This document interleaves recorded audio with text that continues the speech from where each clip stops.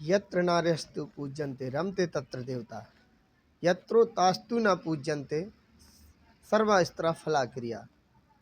ये हमारे वेदों में कहा गया है कि नारी की पूजा जहाँ होती है वहाँ देवता, ईश्वर, भगवान, खुदा, ईसा मसीहा सभी लोग निवास करते हैं, सभी देवता निवास करते हैं।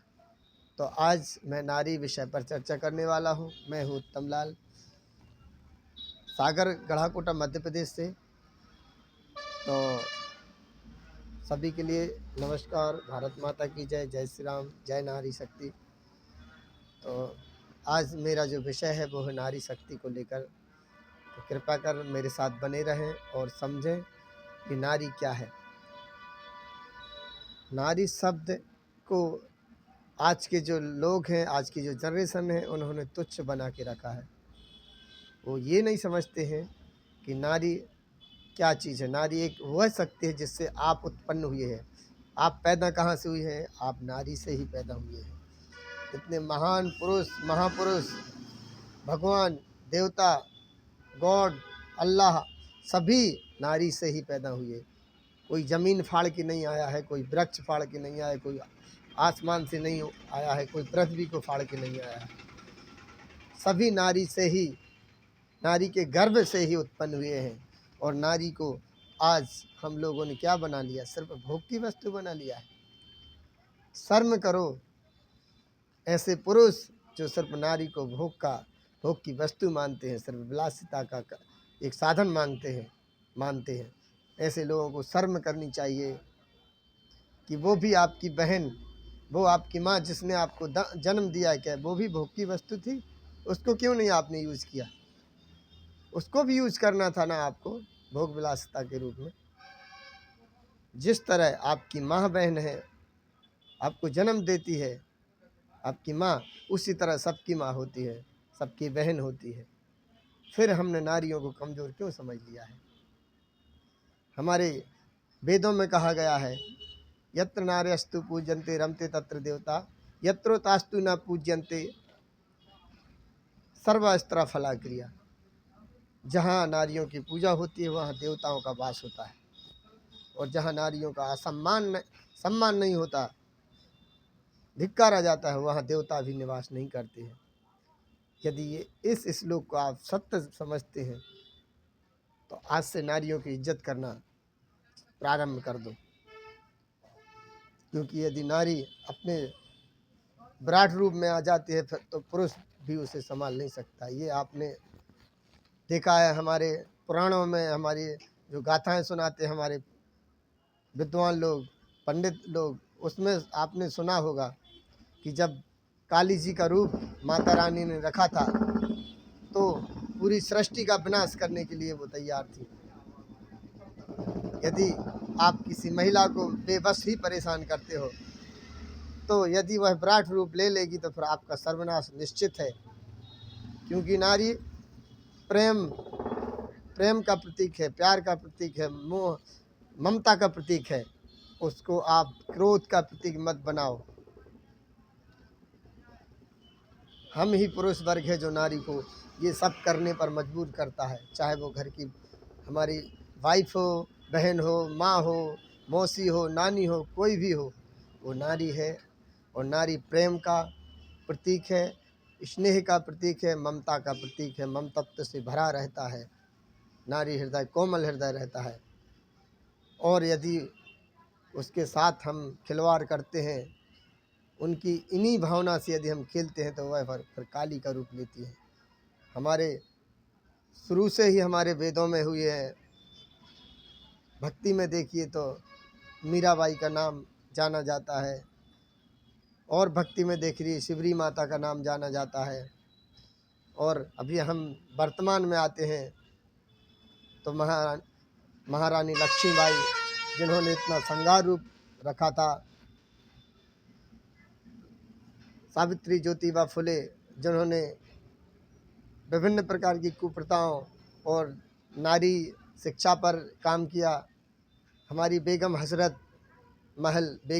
महल जो मुस्लिम धर्म से हैं, उन्होंने भारत छोड़ो आंदोलन में सहयोग किया और गांधी जी का समर्थन किया।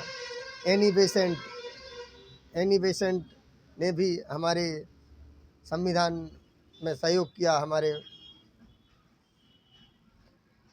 सेनानियों में, स्वतंत्र सेनानियों में सहयोग किया, अपना समर्थन दिया। ऐसी कई महिलाएं हमारे उसमें भारत देश में हो गई।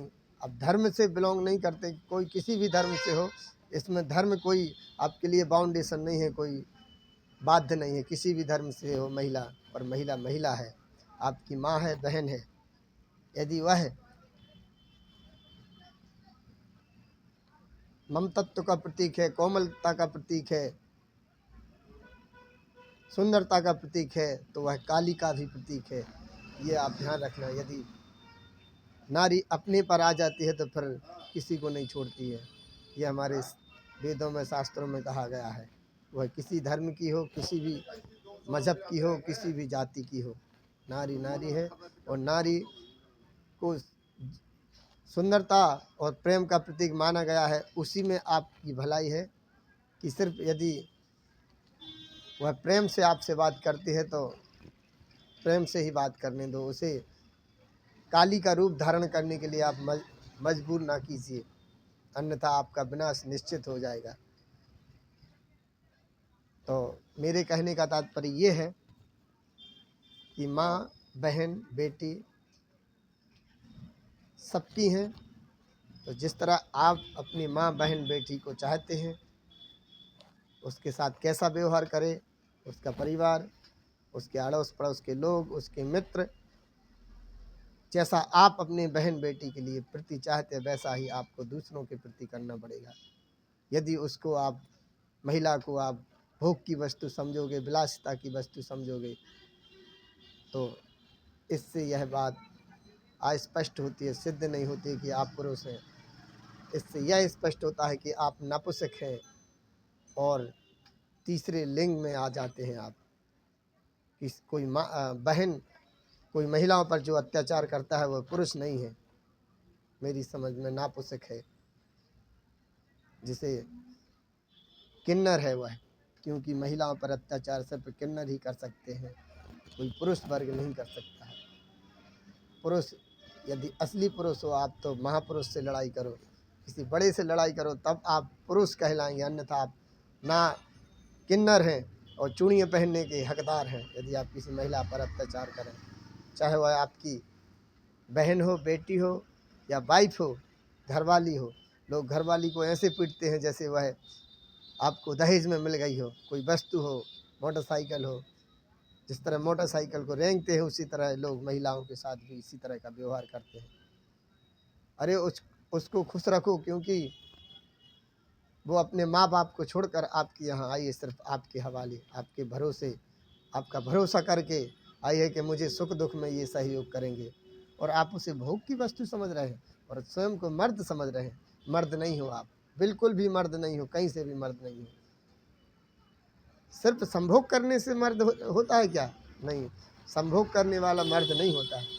संभोग तो कुत्ते भी करते हैं, गधे भी करते हैं। आपकी गिनती उन्हीं में आ जाती है। यदि आप महिलाओं के साथ गलत व्यवहार करते हैं, अत्याचार करते हैं, तो आप गधे और कुत्तों से कम नहीं हैं। महिला प्रेम का प्रतीक है, उसे प्रेम से खुश रखो, प्रसन्न रखो।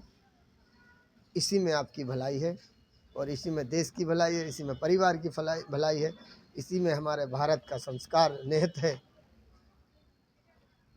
किसी अबला को, किसी बहन बेटी को, किसी माँ को आप नाहक ही परेशान मत करें, नाहक ही उसके साथ गलत अत्याचार ना करें, नहीं तो वह काली का रूप लेगी, तो आपका विनाश करना निश्चित है। और ऊपर वाला भी देखता है कि ऐसे लोगों का क्या होना है, क्योंकि ऊपर वाला भी गलत का साथ नहीं देता है। कोई भी ऊपर वाला, किसी धर्म का हो, चाहे वह ईश्वर हो, खुदा हो, अल्लाह हो, या भगवान हो, गलत का साथ कोई नहीं देता, सब अच्छे के साथ ही है। ईश्वर भी प्रेम का प्रतीक है, खुदा भी प्रेम का प्रतीक है, क्रोध का प्रतीक नहीं है। अहिंसा का प्रतीक कोई नहीं है, कोई देवता नहीं है, किसी भी धर्म का देवता ये नहीं बोलता कि आप अहिंसा करो, हिंसा करो।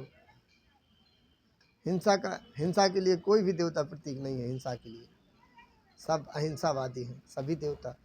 कोई देवता ये नहीं कहता है कि आप किसी पर हिंसा करो, किसी के साथ गलत करो, गलत व्यवहार करो, परेशान करो, ना कि मजबूरन उसकी मजबूरी का फ़ायदा उठाओ। ये कोई भी मज़हब नहीं सिखाता कि किसी को परेशान करो। यह जगत जो है प्रेम का प्रतीक है, उसे प्रेम से बना के रखो और इसे ना कि आप अपने इस मस्तिष्क में जो मूर्ख मन हमारा विचलित होता है, जो मद, जो लोभ, जो मोह गलत रास्ते पर चलाने के लिए आपको मजबूर करता है, उसको कंट्रोल में करना सीखो ताकि आप कुछ गलत ना कर पाएँ और आने वाले आपके बच्चे भी गलत ना हो पाएँ। क्योंकि यदि आप गलत रहेंगे तो आपका बच्चा गलत रहेगा। यदि आप किसी के साथ गलत व्यवहार करते हैं, दारू पीते हैं या गलत काम करते हैं तो आपका बच्चा भी वैसे ही होगा। ये सत्य है और ये परिणाम भी है। आप देख लेते हो कई लोगों के बच्चे लंगड़े, लूले, अंधे, काने, बहरे क्यों पैदा होते हैं? क्योंकि आपने शायद किसी बच्चे के साथ या किसी के साथ कुछ गलत किया होगा, तभी तो आपके बच्चे ऐसे पैदा हुए हैं। कुछ तो है, आपको गलती आपको स्वीकार करनी पड़ेगी। तो मेरी बातों से यदि किसी को बुरा लगा हो तो मैं क्षमा याचना करता हूँ, क्षमा प्रार्थी हूँ। पर एक बात ज़रूर है, किसी भी महिला के साथ, किसी भी अबला के साथ हमें गलत व्यवहार नहीं करना चाहिए। चाहे वो अपनी बीवी हो, माँ हो, बहन हो, बेटी हो, मौसी हो, कोई भी हो, महिला बस हो, उसके साथ कभी भी गलत व्यवहार ना करें। वह प्रेम का प्रतीक है, मातृत्व का प्रतीक है, तो प्रेम का ही प्रतीक रखें, उसे काली बनने पर मजबूर ना करें। यदि मेरे यह वचन आपको अच्छे लगे हों, मेरे आज का विषय आपको अच्छा लगा तो प्लीज़ चैनल को लाइक करें, शेयर करें और सब्सक्राइब करें और बेल आइकन को ज़रूर प्रेस करें ताकि मेरे इस प्रकार के विषय आप तक पहुँच जाएँ। नमस्कार। भारत माता की जय। जय भारत।